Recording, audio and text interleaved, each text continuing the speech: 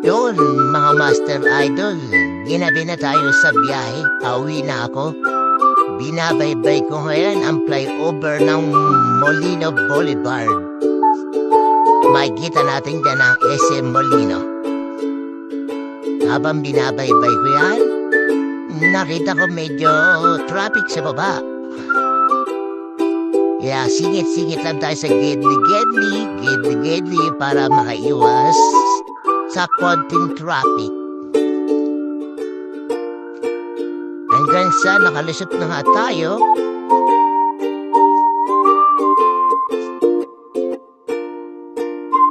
At ayan, nandito binabaybay natin yung Aguinaldo Highway. Bali kakanan nga po pala ako sa Governor's Drive. Ayan, nakakanan na ako sa Governor's Drive.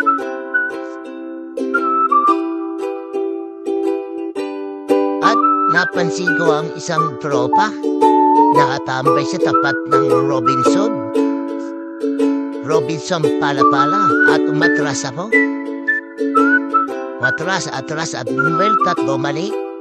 Ayun na nga, nakita ko si Boss Abraham. Naghihintay din ang buhin. Nang pauwi, papuntang 13. Ayan, nagkwentuhan muna kami dito. Tambay ng konti. Kwentuhan kung nakailang biyahe. Pahinga na ng konti. Tapos maya-maya, uuwi na rin tayo mga master idol. Nagpapahupalan tayo ng traffic. At ayun na nga, umuwi na ako. Kaya binabaybay ko na yung Concho Road. Malapit na ako sa village. Yan. Kumana na ako. At dire-diretso, linaksan ng guard yung towing gate. Yung boom. Ikot. Kaliwa.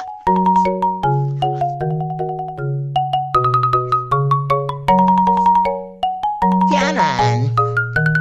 Kaliwa.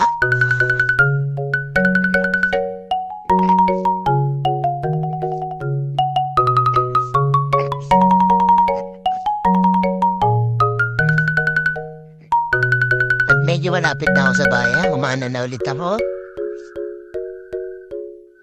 Ayun na nga, nakarating na ako sa bahay. Ride safe mga idol. O ba ako ng motor para buksan mo yung gate. Bukas din pala ang pinto namin. Hintay pa pala ako ng ate ko. Naunahan ko siya magbukas. Tinanong ko yung ate ko. Sabi ko, bakit hindi ka pa natutulog? Gabi na. Ang sabi niya, inaantay daw niya ako. Hindi daw siya makatulog. Ipapasok ko na ang motor. Umupo ang ate ko sa upuan. Ride safe.